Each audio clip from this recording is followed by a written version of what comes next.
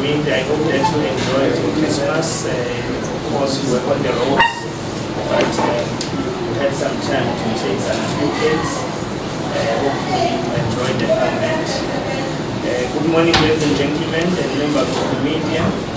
We always appreciate the opportunity to engage with you to update the public on the latest development in our city. We trust that you had a wonderful time with your families on Christmas Day, and we trust that you had a good entrance into the new year as well. We wish you a prosperous year.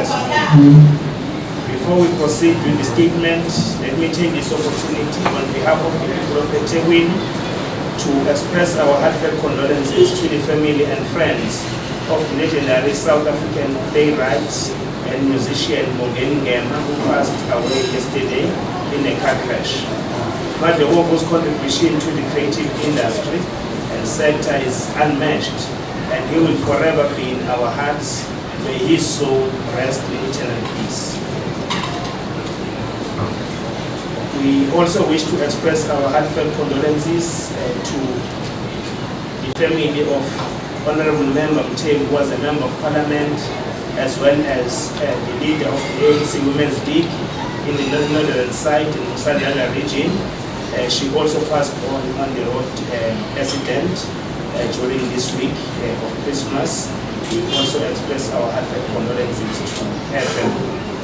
Our condolences also goes to the families of Nambiti, those who were washed away by the heavy floods that took place in the area of Ladysmith. Our hearts and our prayers are with the families during this difficult period, and we wish the rescue teams and all the emergency teams all the best in looking for those who have not been found as yet.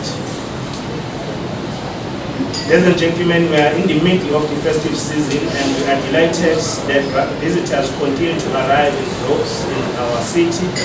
This demonstrates that our tourism sector is returning to pre-COVID-19 growth levels, and that will remain a preferred holiday destination of choice for holiday makers. Statistics for the Reconciliation Day weekend from the 14th to the 17th of December indicated that business was booming in the city, while projections of the Christmas Day extended weekend from the 22nd to the 26th of December also had a positive impact on the local tourism sector.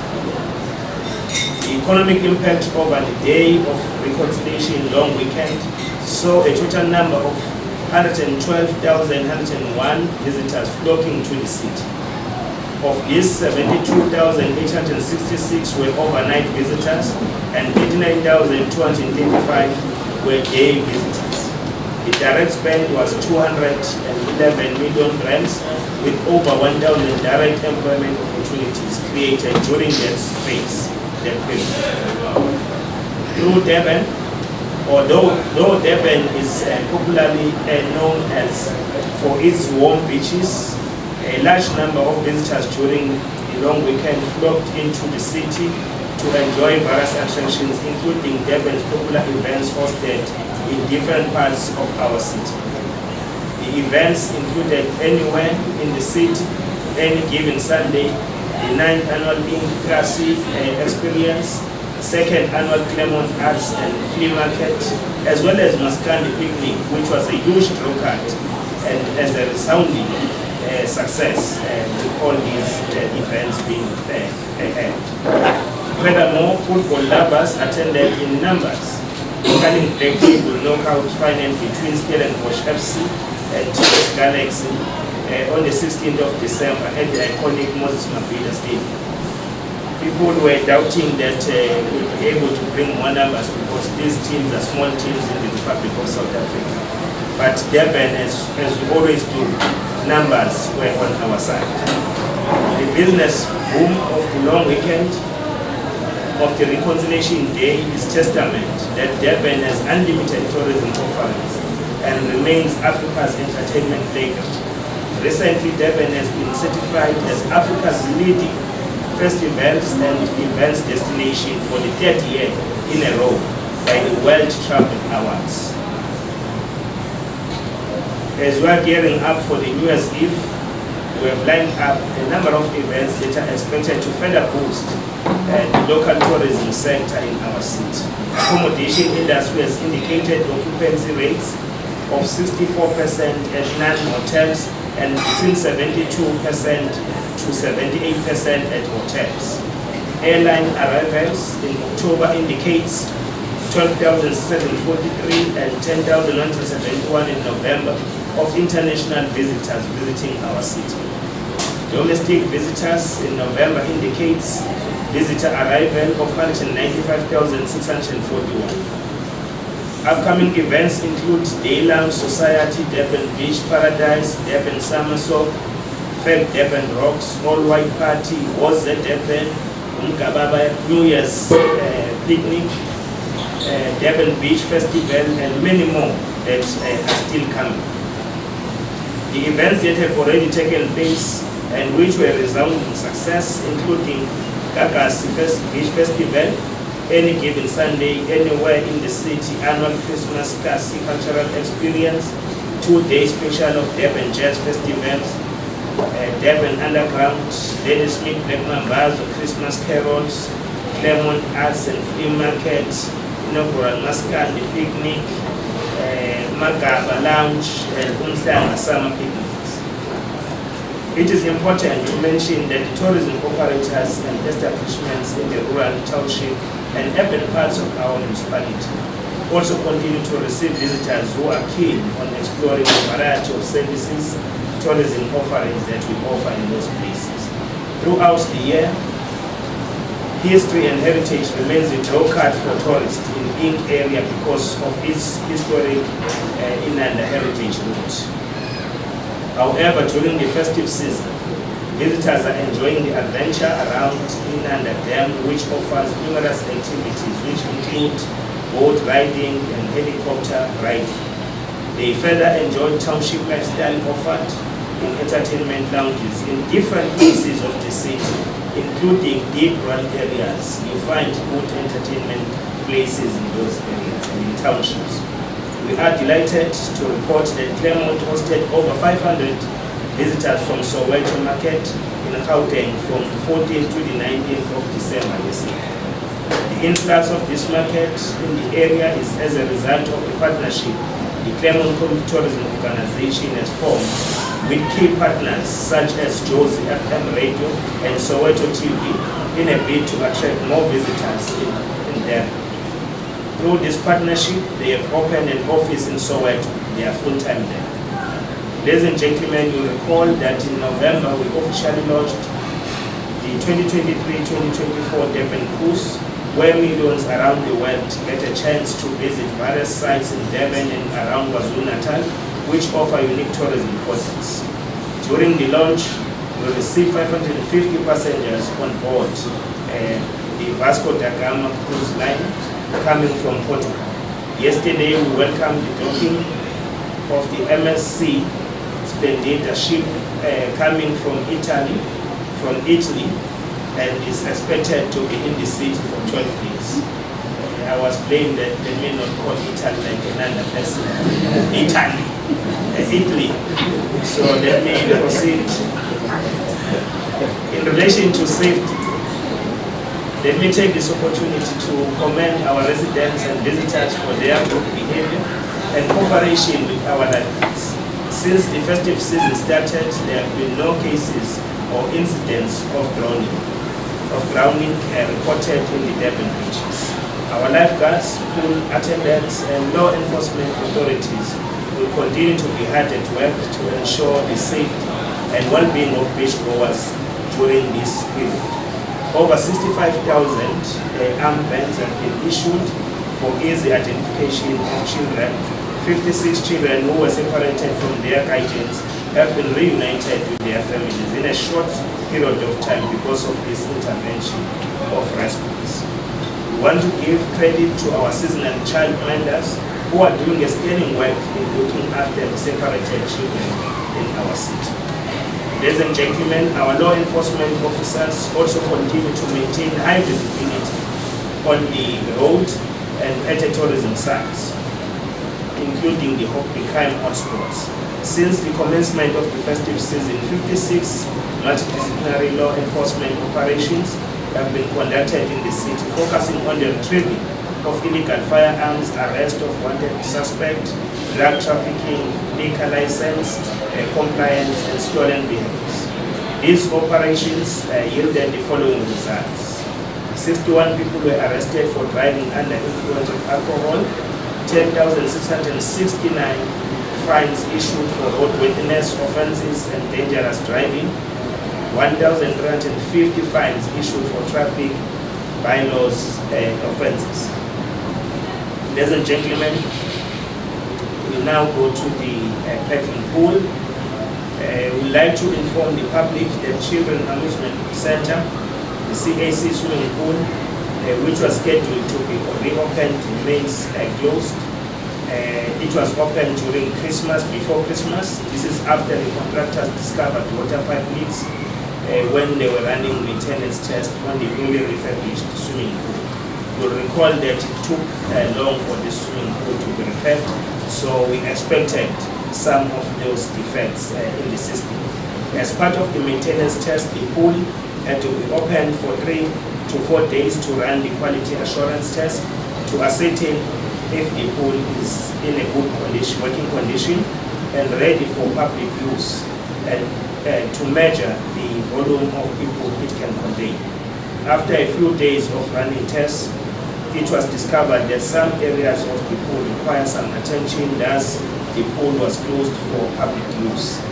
Repairs on the identified sections of the pool are currently underway, and the public will be informed when the pool is fully operational once all maintenance tests are completed. Now let me go to fireworks and their usage. Ladies and gentlemen, we want to take this opportunity to caution our residents against the use of illegal fireworks and the importance of responsible fireworks usage during holy and festive holiday celebrations. As a city, we are guided by the nuisances and behavior in public places bylaws, and as well as the national control of explosives and fireworks. Therefore, anyone found in contravention of these bylaws will be fined. Even though fireworks are beautiful and exciting to watch, they can also be potentially dangerous. Fireworks can cause damage to your property, harm your family, especially children and pets. When you buy fireworks to use during the New Year's Eve celebration, make sure that you only buy fireworks from the authorized dealers and shops displaying the relevant permits from the South African Police Service, SAPS. There's a good reason for this, because if you may happen to buy from anyone, you may even buy a bomb. So it's important to safeguard the interest of the citizens of South Africa and their safety. No person may allow or permit any child under the age of 16 years to handle or use fireworks, except under the close supervision of the suppliers. We encourage you to keep an eye on your pets and to keep them safe indoors where possible. As we are about to conclude, let's talk about water from the municipal reticulation system to conserve water. Residents are encouraged to practice rainwater harvesting as a option for additional water storage.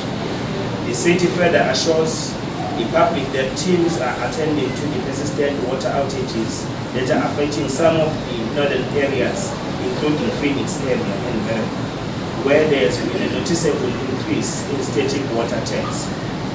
We experienced a pipe burst at Ndazi, and our teams were able to fix that with immediate effect. The Phoenix 2 reservoir zone is struggling the most due to the increased number of water tanks that residents have installed in their homes. This is what we have discovered on the ground. Negative impact of having too many static tanks is that the available water supply is not shared equitably among residents.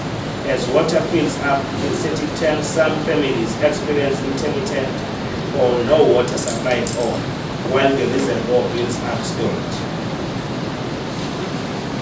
As a gentleman, to conserve water supply, the city appeals to residents with static tanks to disconnect them from the municipal water reticulation networks.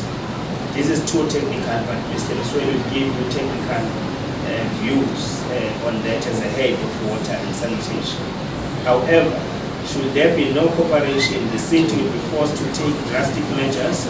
This will include installing restrictors for all properties with static tanks to limit the amount of water that these properties consume and store in their tanks. It is estimated that about 70% of the properties with static tanks draw water from the Phoenix Reservoir 2 zone, and this percentage equates to an additional reservoir that the city has to fill up to ensure equitable water supply.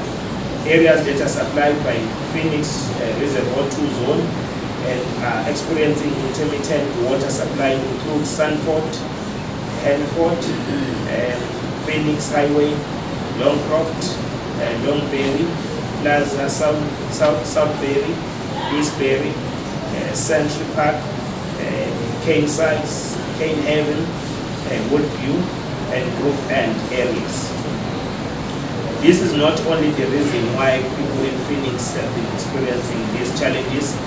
We know that when New Water was commissioning its second aqueduct, the big pipe that was also broken during the floods affected those areas.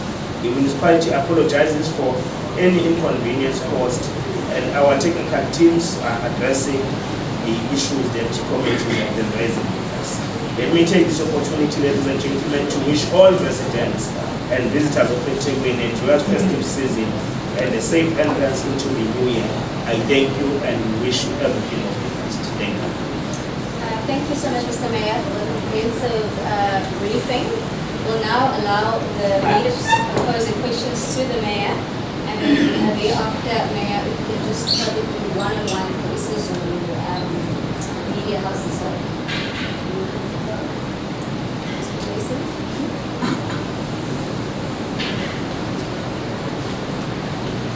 So I see with one hand from Jason, any other hand from the media? Jason Donovan from PNCA. Thank you for that update, Mr. Mayor. I think just to probably contextualize my question, about a week ago, the police minister was here, as well as the police management, doing a walkabout on the beach. And when we left, we came up to our car here, and as we were about to leave, we realized that someone, while we were in the vehicle, was trying to open the back of the car, the back of the bike. So anyway, my colleague put the car into reverse and it scared the guy off. And we confronted him and asked him what he was doing. And he says, no, doesn't know what he's doing, but it's now the second or third car that he's been. And then he ran away. But the reason why I'm raising that is because, you know, one of the things as a Durban resident I find, and I imagine that it's the same for people that visit the city, is that it's a very uncomfortable place. It might not be a fair description, but those that are wandering around here and almost harassing visitors. So I guess the question would be, what plan is in place to deal with them? Because at the height of police presence being here on the beach, we still have people trying to break into cars in the parking lot. So,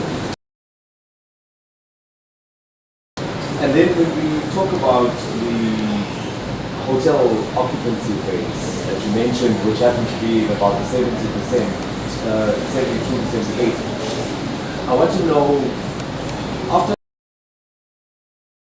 the team does some kind of debrief and looks at the factors that contributed to a loss or increase in tourism, when you look at it, do you find that our neighboring municipalities, for example, like up in the north and those types of places, is there any draw from that side that's impacting our numbers here, or is it purely just an economic factor that is determining those rates? I mean, I said you corrected, but I remember a time when you couldn't get a place in Durban if you were coming here in December.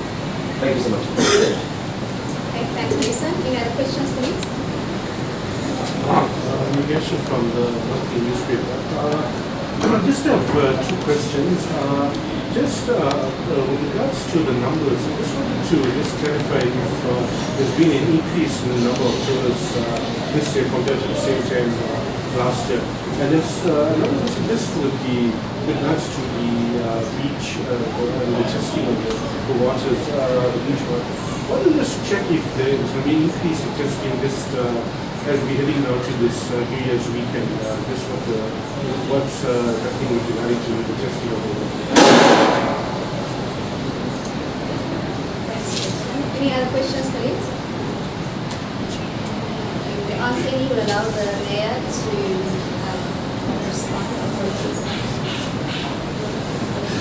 Thank you very much, colleagues, for your questions.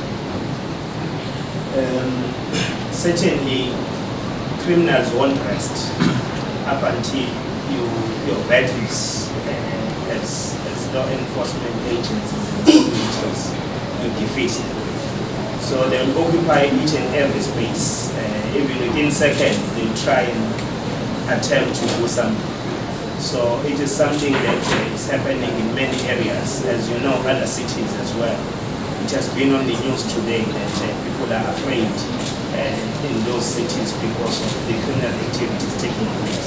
But people still visit the areas.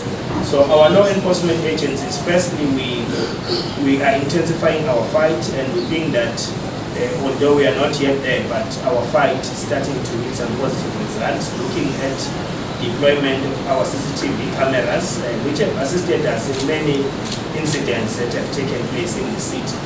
That include the car jackings which happened at the CBD, where our vehicles were taken, and were able through the cameras to trace the direction that these criminals were going into, and were able to find those vehicles at last. So it shows that if you use technology as well, it also impacts positively on your own strides in the fight against crime.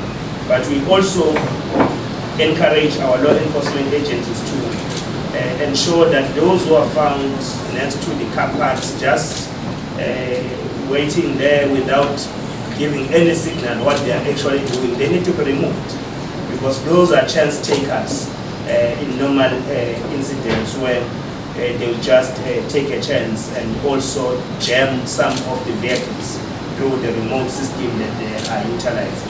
So it's important that we caution residents that as much as police will continue to fight against crime, but we also carry a responsibility to ensure that our vehicles are locked at all the time, and we double check them when we leave the area up until we are in a better position. But we can say that the police are doing a wonderful job.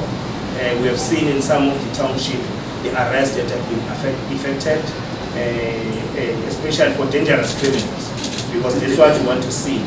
I want to see more arrests, police apprehending such criminals. Our community crime fighting structures are also hard at work to complement the work of the police to curb crime in the area. So we are looking forward in more successes than challenges. So there will be those isolated incidents, but what we want to see is more breakthroughs and the arrests that are effected in that.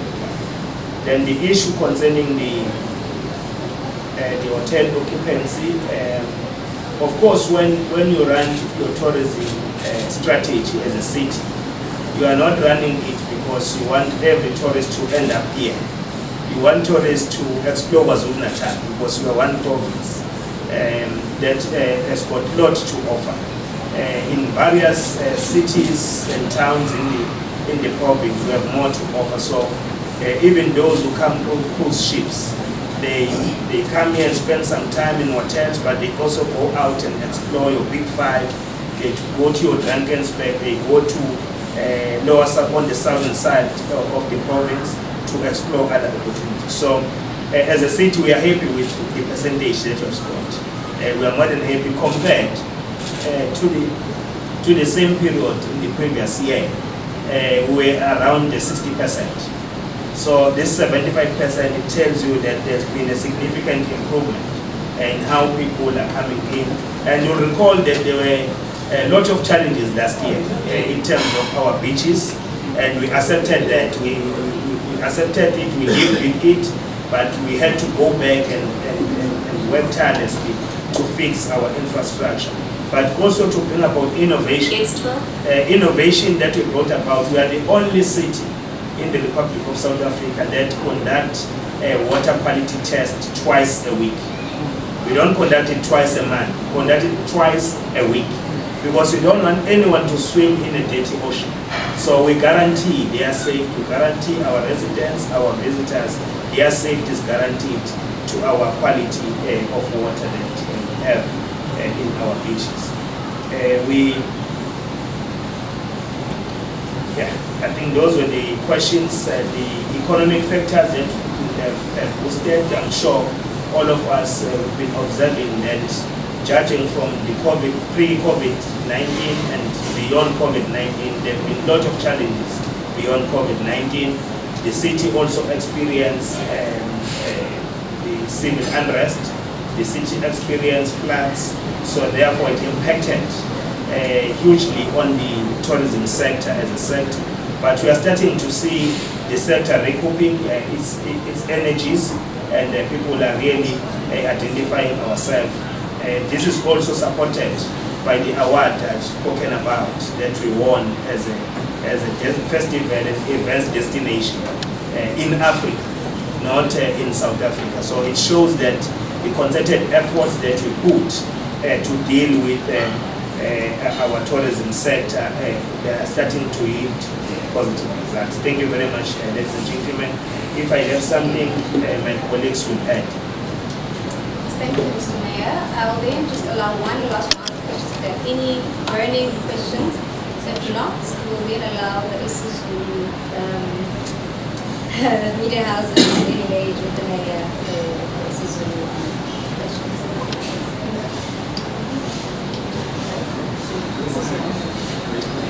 Do you want to mind? That's fine. Yes, you can. And lunch we serve here.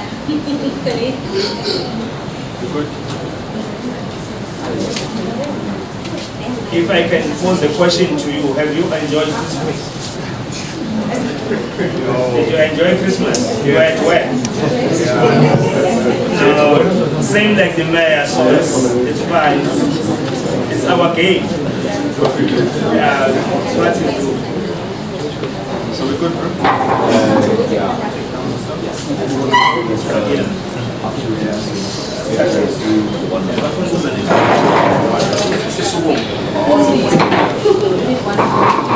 Are you gonna do what? You couldn't tell us.